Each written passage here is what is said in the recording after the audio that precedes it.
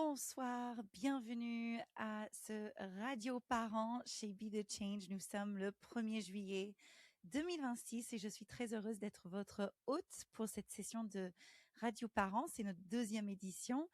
Excusez-moi pour le petit retard. J'apprends encore maintenant, c'était encore plus facile que la première fois, comment ajouter les clés de streaming pour chaque canal où nous sommes live, parce que nous sommes live sur Twitch, sur YouTube, sur Facebook, Substack et normalement sur Instagram. Je vais vraiment visualiser que c'est le cas, parce que c'est connecté avec différents aspects technologiques, et si je touche à trop de choses, je crains que ça marche pas. Donc nous allons visualiser que c'est en cours. Je pense que c'est le cas. Tap. Je pense qu'on est bon. Si jamais vous êtes dans le chat et vous m'entendez bien, n'hésitez pas à me faire signe. Je suis en train de checker petit point technique. Pour les personnes qui me découvrent, je m'appelle Julie Foubert. Je suis la fondatrice de Be The Change. Be The Change est un centre international de formation et de conseil, et qui est la première plateforme internationale qui propose de l'accompagnement pour évoluer dans sa parentalité et en tant que professionnel dédié à ces sujets sur la base du leadership éthique. Et je vais en parler un peu tout à l'heure. Je suis en train d'ouvrir sur mon autre écran YouTube. Je vois que ça fonctionne bien. Je vois le chat aussi. Le chat est bien connecté à Riverside, qui est ce super logiciel que j'utilise. Donc, c'est en train de prévenir les uns et les autres que nous sommes connectés. Alors, ce sont en fait des moments, ce live, c'est né d'une idée que j'ai eue depuis longtemps, d'apporter des repères éthiques pour le plus grand nombre de parents possible. Et c'est aussi pour ça que je commence par me présenter brièvement, parce que ça fait partie de la démarche. Vous connaissez pas avec qui vous parlez, c'est normal que peut-être c'est plus difficile de sentir qui suis-je pour vous conseiller. Donc j'ai un nom très français pour une américaine. Je suis en France depuis 2011, où j'ai eu la joie d'être recrutée en 2011 à Living School, qui est une école, collège et centre de formation, vraiment un lieu extraordinaire, qui est basé à Paris maintenant, qui est aussi présent dans le monde entier, parce que aussi centre de formation, fondé par Caroline Sost en 2007, et vraiment école pionnière dans le principe de inviter les parents et toute l'équipe et les enfants à évoluer sur la base de leur savoir-être. Et c'est là-bas où j'ai découvert ce que ça voulait dire, mon savoir-être, ma façon d'être, ma façon de voir les choses, ma façon d'agir, ma qualité d'être, comment je vois le monde, quelles sont les choses que j'aime pas, mes croyances. Et tout cela, Caroline, elle a pu l'intégrer dans la pédagogie parce qu'elle avait suivi une formation extraordinaire en leadership éthique. Elle a fait un parcours sur plusieurs années. Elle a déjà fait un premier parcours triennal en leadership éthique et aussi des parcours d'approfondissement. Et j'ai eu beaucoup de chance d'être recrutée par Caroline en tant qu'enseignante anglophone, et de pouvoir grandir, évoluer et me former à mon tour au leadership éthique, parce que quand j'ai découvert qu'il y avait une école qui enseignait comment lire, écrire et compter, et comment s'aimer, avoir confiance en soi, avoir des relations harmonieuses avec les autres, j'ai vraiment été très inspirée pour aussi poursuivre mon propre chemin. Et donc, excusez-moi, je suis déboussolée un peu par le fait de me voir sur YouTube, mais en fait, je pense que c'est pas nécessaire. J'ai pas besoin de voir ça. C'est bon, en fait, c'est bon. Je peux fermer. Nous sommes live parce que le chat est connecté là où je suis avec vous. Donc, comme ça, j'ai pas d'interférence avec un autre écran. Je suis pleinement là avec vous. Je fais un petit saut, excusez-moi, sur Instagram pour voir si ça s'affiche que nous sommes en direct. Logiquement, oui. Euh, mais je suis pas sûre, je suis pas sûre. Donc, je vais mettre le lien YouTube au cas où pour les personnes qui voulaient sauter dedans pour nous trouver. Alors, le plus important de ce que je vous dis là, c'est pas forcément mon histoire, c'est pas ça. C'est surtout que vous puissiez en fait toucher à cette notion de savoir-être, à cette qualité d'être, à notre façon de voir les choses, notre façon d'être.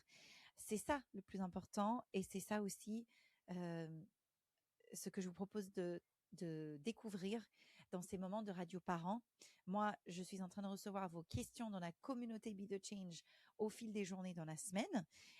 Et mon espérance, mon envie, c'est que les mercredis soirs, vous puissiez vous connecter en direct pour poser vos questions et pour que vous puissiez avoir des temps d'échange privilégiés où je vous réponds comme dans une consultation parentale. En fait, je réponds à vos questions parentalité.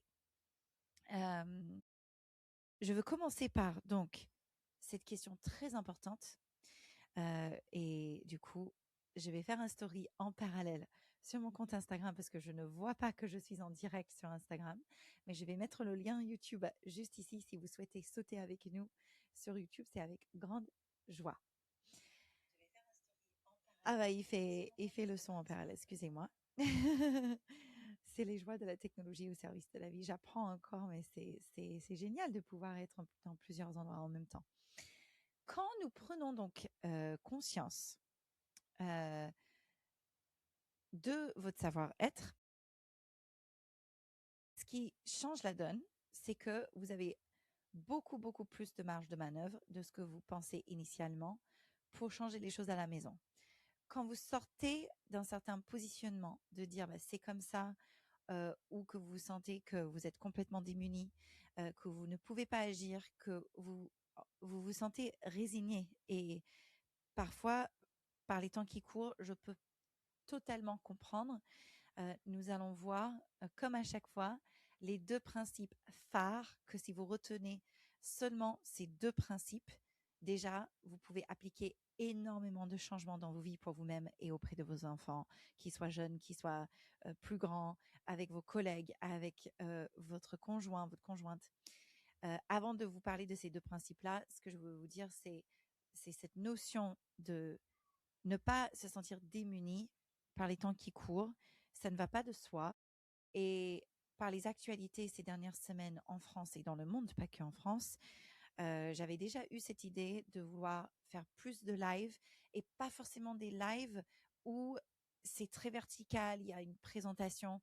Alors ça, c'est dédié à la communauté privée de Be the Change où nous regardons des thématiques, des masterclass thématiques une fois par mois où vraiment je forme les parents sur la théorie d'attachement, sur comment gérer les crises des jeunes enfants, comment poser un cadre sans s'énerver, sans crier, sans taper, sans lever la main sur son enfant, sans donner des fessées, parce que j'ai eu des commentaires suite à la première édition, euh, à la fois un commentaire de quelqu'un qui a dit bah en fait ça m'avait jamais fait de mal et il faut arrêter globalement de dire qu'il faut pas donner des fessées. C'était très surprenant, donc j'ai clarifié, je me suis affirmée avec cette personne pour dire bah en fait si c'est illégal de lever la main sur un enfant. Je trouve qu'en France nous sommes encore malheureusement pas assez conscients. Nous avons du chemin encore devant nous pour que de plus en plus de parents puissent déculpabiliser, ne pas rester dans la honte, ne pas rester dans les mêmes schémas. Donc c'était un échange intéressant aussi de clarification avec cette personne qui a laissé un commentaire sur mon compte TikTok, parce que oui, je suis sur TikTok maintenant aussi. Et j'ai aussi reçu un mail d'un papa. J'en ai parlé dans ma newsletter aujourd'hui sur Substack. Donc si vous souhaitez rester en lien, j'envoie une newsletter à partir de la semaine prochaine. Ça va être lundi matin, tous les lundis matins. Et j'en ai parlé dans la newsletter, ce témoignage d'un papa qui m'a dit, depuis la session de la semaine dernière, qu'il a arrêté de donner des fessées à sa fille de 2 ans et qu'il a compris qu'en fait, il a le potentiel d'agir autrement. ils se sentaient démunis, ils savaient pas comment faire et que avec déjà les principes dont je vais vous parler juste après, avant de répondre à la question de la communauté que j'ai reçue de la part d'une maman, ça lui a vraiment ouvert les yeux et il a pris conscience qu'il pouvait faire autrement. Et c'est tout le chemin. Ce n'est pas du tout dans une optique de dire que moi je suis parfaite et j'ai tout compris. C'est absolument pas le cas. Je travaille encore beaucoup sur moi. Je travaille sur ma sérénité émotionnelle, mon ancrage. Je suis aussi maman de 2 enfants merveilleux et qui sont aussi, je ressens, euh, ils me donnent l'occasion de mettre en application ce que j'enseigne dans la communauté Be The Change. Maintenant, nous sommes plus de 11 000 à travers tous mes réseaux sociaux mélangés, j'aime pas, réunis. Donc, nous sommes une belle communauté et l'idée des radios parents cet été à 21h, tous les mercredis soirs. Je serai là si vous avez une inquiétude, une question, vous n'êtes pas sûr. Je sais, parfois, ça peut ne pas être tout à fait évident. N'hésitez pas à venir. Et la raison pour laquelle je le fais sur plusieurs plateformes, c'est parce que j'ai vraiment la vocation de contribuer à changer les choses pour le meilleur. Donc, n'hésitez pas à partager autour de vous avec des parents à qui ça peut faire du bien. Et donc, pour ces principes de vie, déjà qui changent la donne, le premier principe, et c'est une consigne de l'approche du leadership éthique, parce que donc j'ai pas tout à fait fini mon parcours, mais j'étais donc éducatrice, enseignante et responsable anglophone dans différentes écoles internationales, et j'ai eu l'immense honneur d'enseigner à Living School pendant 8 années entre 2011 et 2019. Et j'ai été certifiée du parcours triennal en leadership éthique, le parcours triennal du leadership éthique, pardon, en 2016. Et dans le cadre de ce parcours, nous sommes amenés à vraiment révéler quel est notre projet de vie.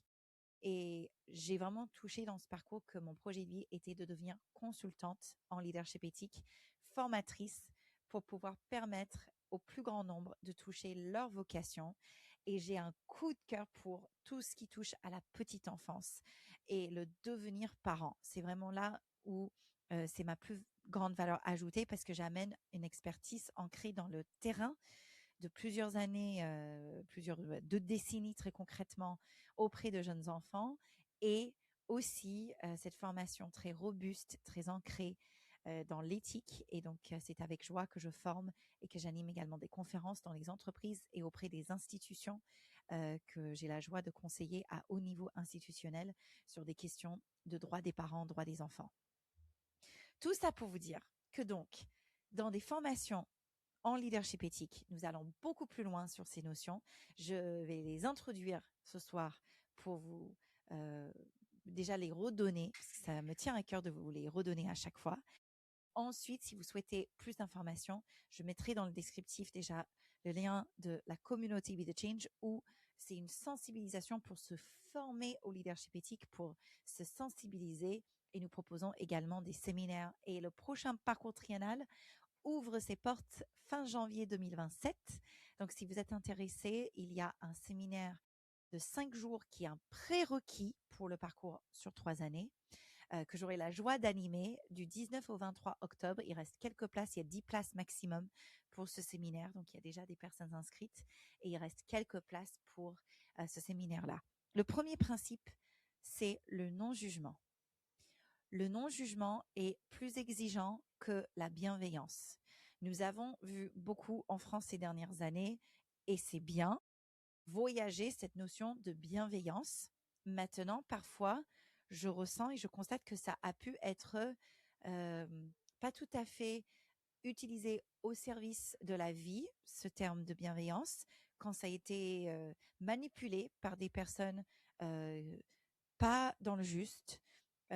Et justement, nous avons besoin de pouvoir dire que c'est important d'être bienveillant sans que ce soit un gros mot, sans aller trop loin dans le manque de cadre. Donc, dans le leadership éthique, c'est très clair. Nous allons un cran plus loin et nous vous proposons d'expérimenter le non-jugement, qui est l'absence de critique négative, l'absence de casse, l'absence de rejet. Et donc, quand nous appliquons le non-jugement à nous-mêmes, évidemment, c'est le travail de toute une vie. Moi, je sais que c'est quelque chose que je vais travailler toute ma vie et c'est OK, ça fait partie de la vie de se donner ce non-jugement d'abord. Et ça ne veut pas dire de ne rien dire. Ça ne veut pas dire d'être dans un monde de bisounours. Au contraire, c'est remplacer ce qui pouvait être des jugements de valeur. Par exemple, avec les enfants, plutôt que de dire il est chiant, elle est insupportable, il est pénible, elle n'est pas comme son frère, etc. Vraiment, je vous propose de lâcher ça et de remplacer ce qui pouvait être des critiques par des constats.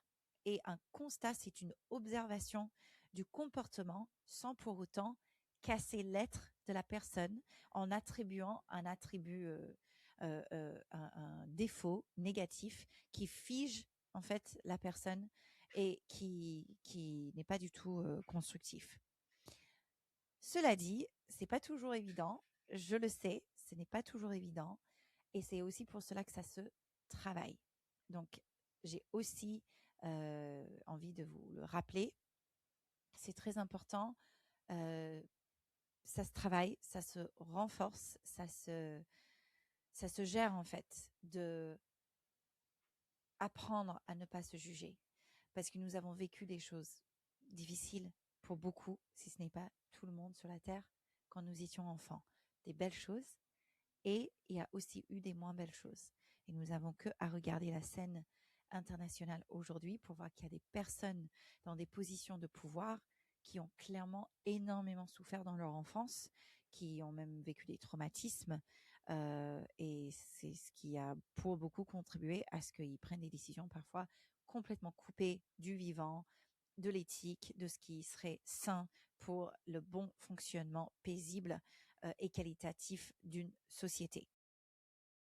Donc le non-jugement, je sais que ce sont voilà, ces 3 syllabes qui peuvent paraître tellement évidents quand nous les entendons, cette définition quand nous l'entendons. Je vous invite vraiment à pratiquer dès ce soir, dès aujourd'hui, le moment où vous m'entendez, commencez à mettre en application ce non-jugement déjà de vous-même et envers vos enfants. Deuxième principe, avant que je réponde à une très bonne question pertinente de la part d'une maman dans notre communauté, c'est le plein potentiel. Et le plein potentiel, c'est une notion très, je trouve, libératrice par rapport à tout ce qui se passe aujourd'hui dans la société où nous avons, et c'est une bonne chose, nous avons plus d'équipements pour poser des diagnostics sur différents besoins et troubles d'attention, d'apprentissage, difficultés. Et c'est une bonne chose. Donc vraiment, c'est dans le « et » que je vous présente ça. Le plein potentiel, c'est l'image que nous pouvons, que nous sommes. En fait, c'est cette image de nous-mêmes, l'image de soi qui est plein. Donc, c'est partir du plein potentiel et non pas des manquements et des défauts. Et je sais que ça représente pour beaucoup de personnes une véritable transgression que de travailler le fait de s'identifier dans son potentiel. Moi, je sais que je continue à hauteur d'une quinzaine de jours par an, pour vous donner une ordre d'idée, à me former au leadership éthique dans le parcours de supervision et d'approfondissement que font tous les consultants et les entrepreneurs, les dirigeants qui ont été certifiés d'un parcours en 3 ans. Nous sommes nombreuses et nombreux à continuer à travailler sur nous parce que c'est le travail de toute une vie, c'est pas fini. C'est pas une façade d'un cathédrale, c'est évolutif. Même si ça, j'aime bien cette métaphore de dire voilà, c'est vraiment des bonnes fondations intérieures et c'est une architecture qui peut devenir de plus en plus jolie avec le temps qui passe si nous le souhaitons. Bref, le plein potentiel, c'est notre nature humaine, c'est qui nous sommes au fond et nous avons 4 dimensions à ce potentiel. Nous avons notre dimension corporelle, notre corps, notre dimension émotionnelle et affective, donc dimension du cœur, comme souvent je vous invite à présenter à vos enfants, notre dimension intellectuelle, bien entendu, et une dimension d'intuition et créativité, d'inspiration, de vision. C'est là où nous allons concevoir de nouvelles idées et avoir cette ce centrage aux 4 niveaux de notre plein potentiel, c'est là où nous sommes bien dans la vie. Je ne vais pas aller plus loin ce soir là-dessus parce que je veux garder du temps pour répondre à la question de cette maman qui m'a posé une super question. Elle m'a posé la question sur un article en fait qui lui a posé question. Donc je vais reprendre sa question.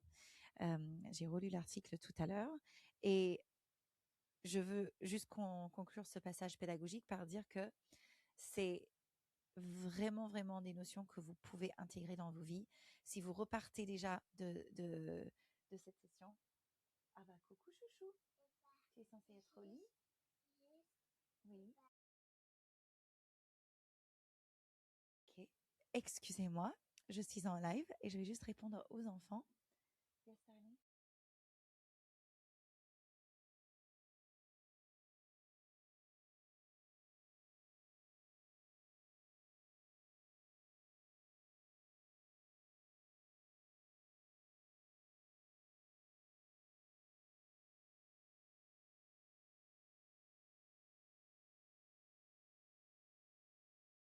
Bon, les enfants normalement dorment à cette heure-ci.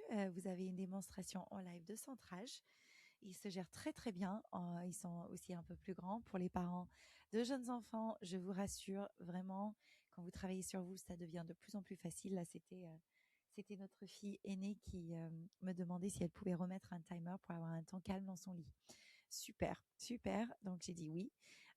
Donc, je vais profiter de ces 15 minutes encore plus avec vous pour répondre à la question suivante. Est-ce que c'est une bonne idée que de mettre des mots sur des besoins des enfants, par exemple hyperactifs, licorne, zèbre, haut potentiel, HPI, etc. Alors, je ne vais pas pouvoir en 15 minutes répondre à cette énorme question et à même une partie de cette question où je dirais je n'ai pas forcément la compétence pour tout couvrir. Maintenant, ce que je peux vraiment avec confiance vous dire, c'est que je trouve qu'aujourd'hui, nous sommes trop, nous nous précipitons trop dans le fait de poser un diagnostic sur un enfant plutôt que de travailler sur nous en tant que parents d'abord. Et c'est délicat parce que ce n'est pas dire que c'est de la faute des parents, c'est absolument pas ce que je dis. Et les parents dans la communauté Be the Change peuvent confirmer ça. C'est juste que, en fait, quand nous regardons nos rythmes de vie, quand nous regardons déjà comment nous pouvons poser un cadre en travaillant sur nous, nos intériorités, qui nous sommes, en fait, qui nous sommes. Et quand nous prenons ce temps de recul pour clarifier ne serait-ce que les règles de vie dans le foyer, ça peut déjà énormément apaiser sans pour autant déléguer en quelque sorte ce que j'observe comme phénomène à ce que l'enfant soit en train de faire un travail sur soi, que ce soit avec des psychologues et je suis très pour encore une fois. Ce que j'essaie de vous dire, c'est que quoi que ce soit comme peut-être hyperactivité, stress que vous observez chez votre enfant, d'abord, vraiment, je vous invite à travailler sur vous davantage. Si vous avez entamé une démarche thérapeutique, si vous avez essayé des coachings, si c'est assez rare que ce soit le cas, mais si vous êtes dans la communauté de Be the Change et vous n'observez toujours pas des progressions, après, moi, je suis la première à réorienter vers les professionnels pertinents. Si vous n'êtes pas dans une démarche formalisée de travailler sur vous, et souvent j'entends ça de dire bah je vais avancer seule. Vraiment, je vous déconseille de vous dire que vous avancez seul. Moi, je trouve que c'est impossible d'avancer seul. Je ne sais même pas trop ce que ça veut dire. Au minima, je vous conseille de lire, je mettrai les livres dans la bibliographie, de lire des livres qui vous font réellement avancer en intégrant cette notion de potentiel. Parce que quand vous travaillez sur vous et vous prenez plus conscience que vous avez des qualités humaines et que donc vous vous sentez plus sereine et serein au quotidien en attendant, attention, en attendant que les gouvernements agissent pour des meilleurs congés paternité, congés maternité, des droits aussi, des congés de naissance. Aujourd'hui, c'est un moment historique en France parce que c'est le 1er juillet 2026 et j'étais d'autant plus heureuse d'animer un Radio Parents ce soir avec l'adoption active de ce congé de naissance qui rentre en vigueur, même si c'est pas parfait, nous progressons, nous progressons. En attendant donc que ça soit plus long, que ce soit meilleur, euh, nous pouvons vraiment déjà souffler et déculpabiliser en apprenant davantage sur les étapes de développement des jeunes enfants. Et donc, moi, je suis un peu plus frileuse à mettre des couleurs et des étiquettes un peu rapidement. Je ne dis pas que ça n'a pas son sens. Encore une fois, je pense que vous avez compris, je suis pour le et, je suis pour l'interdisciplinarité. Je travaille avec un grand réseau de professionnels, de consultants, d'enseignants, éducateurs, de sages-femmes, médecins, pédiatres, psychologues, vraiment une grande, grande équipe et j'adore. Donc, c'est pas une question d'être dans quelque chose de culpabilisant. Je veux vraiment être claire là-dessus. C'est pour dire, avant de vous inquiéter ou avant de stresser pour quoi que ce soit, je vous invite à regarder déjà quelles sont les règles de vie dans votre foyer. Est-ce que les règles sont claires entre vous et votre partenaire si vous êtes en couple? Est-ce que les règles sont claires si vous êtes parent solo? Déjà, qu'est-ce qui est non négociable, qu'est-ce qui est négociable pour vous? Je veux attirer votre attention particulière sur notre kit pédagogique, les règles de vie en famille, parce que c'est grâce à ce kit que énormément de familles ont vu des résultats extraordinaires dans leur foyer, où les enfants, ils respectent les règles, ils sont autonomes pour de plus en plus se coucher, se brosser leurs dents, respecter les limites, etc. Euh, ça change la vie en fait. Et dans ce kit, j'ai fait un choix très conscient de 48 cartes visuelles, parce que les enfants sont très visuels. Donc, si vous tournez un peu en rond avec votre enfant, vous posez beaucoup de questions, j'aimerais vous inviter aussi vraiment regarder déjà l'environnement de l'enfant. Est-ce que vous avez des visuels à hauteur d'enfant où il peut quelque part se voir et se rendre compte de là où il est dans des étapes de sa journée? Et dans le kit règles de vie, il y a tout ça. Je vous mettrai le lien. Donc, le kit, il est disponible à l'unité. Vous pouvez l'acheter et juste avoir le kit et le télécharger et you're ready to go. Vous pouvez également rejoindre la communauté Be the Change qui a toutes les informations aussi dans le descriptif parce que je vais devoir m'arrêter là pour ce soir, pour ce radio un peu plus express, parce que j'ai promis aux enfants qui dormaient pas que j'allais aller les voir. Moi aussi, ce sont les aléas de la parentalité. Je priorise donc les enfants. Vous avez eu un petit aperçu tout à l'heure. Et si vous avez la moindre question, n'hésitez pas à venir me parler. Vraiment, vraiment, n'hésitez pas à vous abonner à notre newsletter. Elle est gratuite pour commencer. Vous pouvez d'emblée devenir membre de la communauté si vous le souhaitez. Restez pas seul. Si vous avez des difficultés, si vous vous sentez pas bien, il y a des solutions. C'est la fin de l'année scolaire. Je vous souhaite donc de célébrer ça, et de valoriser vos enfants. Lundi matin, je vais vous parler d'un rituel que j'adore faire avec nos enfants à chaque passage d'une année scolaire à une autre. Et donc, tout ça sera disponible lundi. Et d'ici là, je vous souhaite une excellente continuation et je vous dis à très bientôt.